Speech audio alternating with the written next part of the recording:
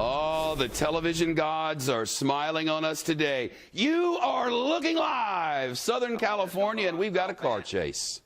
The chopper's up in the air from KABC, ABC 7 for the Southland, and this truck was being chased by Chips, I think, on a freeway. And I don't know what freeway. We don't really know a lot. We're going to learn about things together today. If you're not interested in car chases, it's time to go away because we're going to do this one for a minute.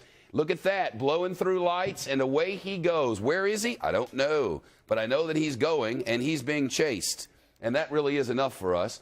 It's 39 minutes past noon there, and this is Corona, California, which is not really Los Angeles, but very close.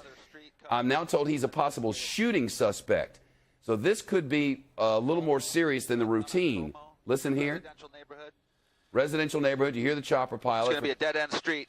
A dead-end street is a problem. I'm taking it right. Okay. The dead end would have been a negative for the driver of the blue truck and a positive for the police officers. But at this moment, we're sort of sitting in limbo. And all I really know at this point is that he is a possible shooting suspect.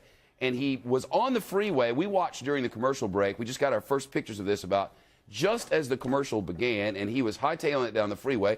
And at first, it looked like he was going the speed as the rest of the traffic, which looked, you know, speed limit. Whoa. And then all of a sudden just took off like a bat out of Hades and went really fast and took an off-ramp there. And he's been taking some chances. You heard the chopper pilot go, whoa, there, because he took a real chance when he cut in front of that vehicle. He didn't have the right-of-way, and clearly that vehicle didn't know there was a car chase going on. Or, you know, so this is the scene now at 20 to 1 in Southern California as the truck is just going around in circles. Now, he was on the 15 freeway south of Corona. And now he's taken, this is west of Los Angeles, and is on the surface streets in a sort of a mixed-use, once residential and now mixed-use neighborhood. And he's been swerving, and if he's wanted in connection with a shooting, as police now tell us they suspect. Like southbound Penrose. Penrose, southbound on Penrose. If he is wanted for a shooting, and he knows he's committed a shooting, he could run for a while. Southbound Palomar. So what the man in the chopper there is doing is letting us know the directions in which he's traveling. So often, people who are caught up in car chases go to areas that they know. And if you listen to Trace Gallagher talk about Southern California and work these things, they end up in neighborhoods that they know, otherwise they get caught. Sometimes they end up right around their house. Often they try to get relatives of the person behind the wheel on the phone to talk them down out of this.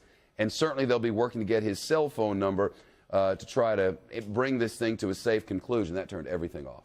The problem is they can't know if he's armed. As far as we know, they can't know. And that's coming up to let's listen to the chopper as he comes up to this interchange here. He hasn't been one to obey a lot of traffic laws, and I say he. Police say they believe he is a shooting suspect, so it's a man behind the wheel, almost always with these things, but occasionally it's not. I remember one recently, crazy woman behind the wheel, waving out the window. I copy that. But this one appears to just be taking his leisurely time now as he's on the surface streets. The problem is he's had a propensity to cut in front of people. Jonathan Hunt's watching this along with us. Jonathan, we don't know much more than that he is wanted in a possible shooting, right? Yeah, that's about all we know right now, Shep. It's been going on a little while now. Corona, by the way, is sort of east and slightly south of downtown LA. Okay. The 15, obviously, that he was on heads directly south down towards the San Diego area in Southern California, but he's obviously come off there. And as you were saying, he may well have headed to an area he knows well. That is so often what these people do in these situations. But that's about all we know right now, is that he is in the Corona area, as I say, east and slightly south of LA, sort of directly east of Anaheim for anybody who knows that sort of a part of Southern California. And the cops doing their usual thing here, just keeping a safe distance. He's been hitting some very high speeds, at least we saw that when he was on the freeway, and still going along at a fair lick there, as you can see him blowing through what looked like a red light there, Shep. Yeah, I've been watching for pedestrians. He ran a red light at Bear Creek. He ran a red light at Bear Creek. He's wanting to do that. The list of charges, potential charges, is piling up here, and don't even think that they don't keep a list of them, because they'll get him on as many things as they can, or that's been SOP from watching these things over the years. One thing you do notice about car chases is they never end well for the guy being chased. Sometimes it goes badly for others as well, and that's always the fear, that somebody's going to get seriously hurt. Somebody who just didn't get, just all of a sudden there this thing is in front of them. but I don't remember one ever where the guy got away. There was one maybe a few months ago where the suspect escaped into a mall or some sort of shopping facility and got away for a short time, but because of the car and the license plate and all that, they knew who he was, and they eventually got him. So people don't get away from this. All they're doing is extending their time in something related to freedom.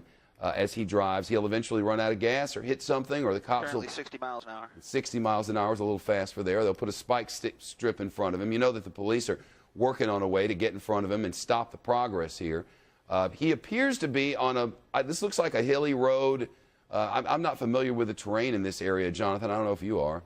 Not Corona, Okay, copy that. Yeah, not Corona exactly, Shep, but he's obviously headed out of that residential area. But to pick up on what you were saying, you know, the California police departments and sheriff's departments and the CHP, nobody is better at dealing with these kind of chases. Nobody has more experience than these guys, so they know exactly what they're doing in following him now, as you say. They'll be looking ahead, seeing if there are any possible points where they could put out the spike strips and slow him that way. But obviously, they will get him in the end. It's always, as you said, in these cases, simply a matter of time.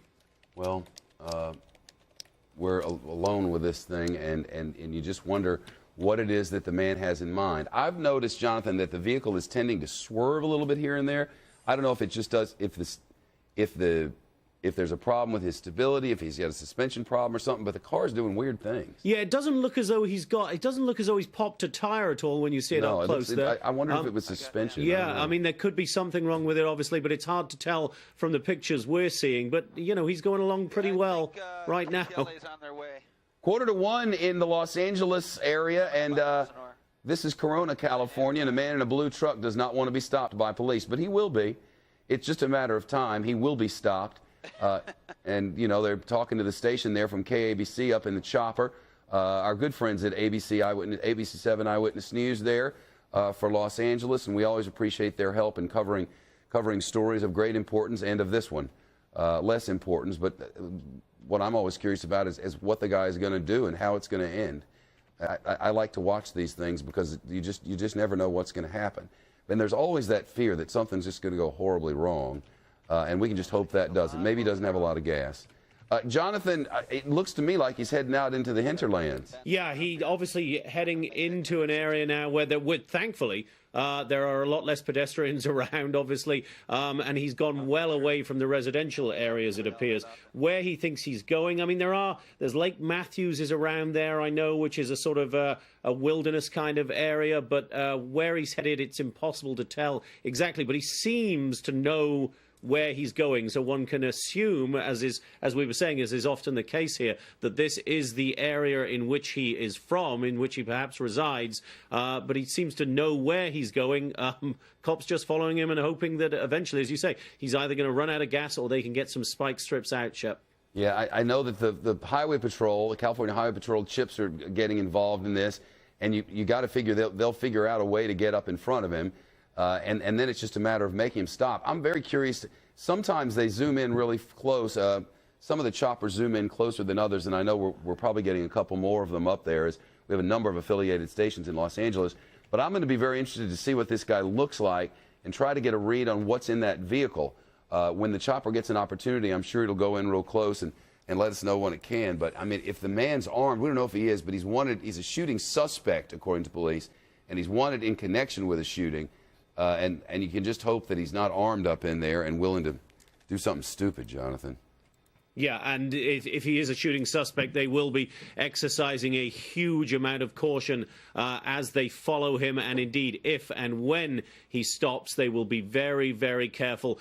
They have very strict procedures on how they do all of this, Shep. And if there is any possibility whatsoever that this person has a weapon on them, then they will be very, very cautious indeed as they approach him when the time comes, which it inevitably will. You know, this thing started in Riverside on Indiana Avenue, I'm getting from Don Fair and Claudia Cowan out in the Los Angeles Bureau, Jonathan. A robbery and shooting suspect.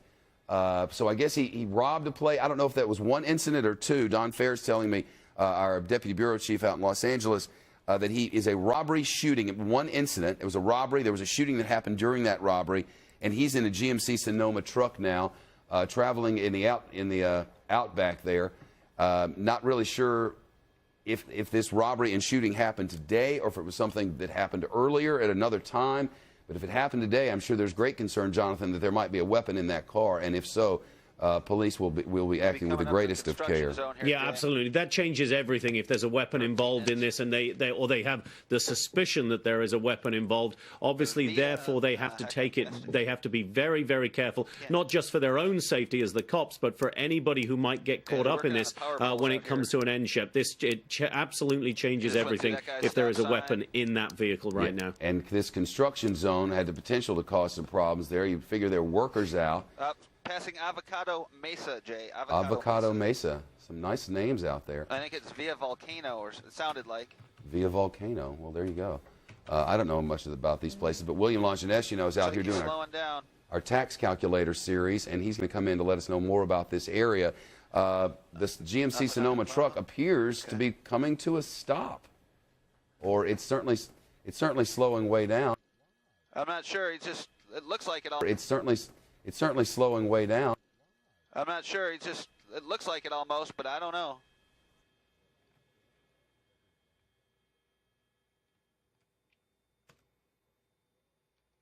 So he's slowed down considerably, as you can see, but I'm not entirely sure exactly what's going on here. Maybe he's given up the ghost.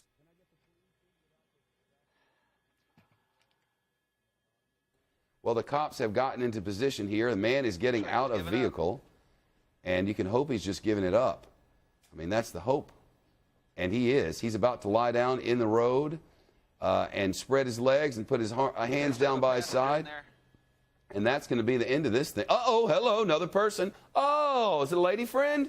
Nope, guy. She's out on the ground. No, that could be a lady friend there. The chopper says that's a lady friend. They're both down on the ground. It's not going to be a good day. I mean, the little ride around might have been fun. And can't you just envision this woman?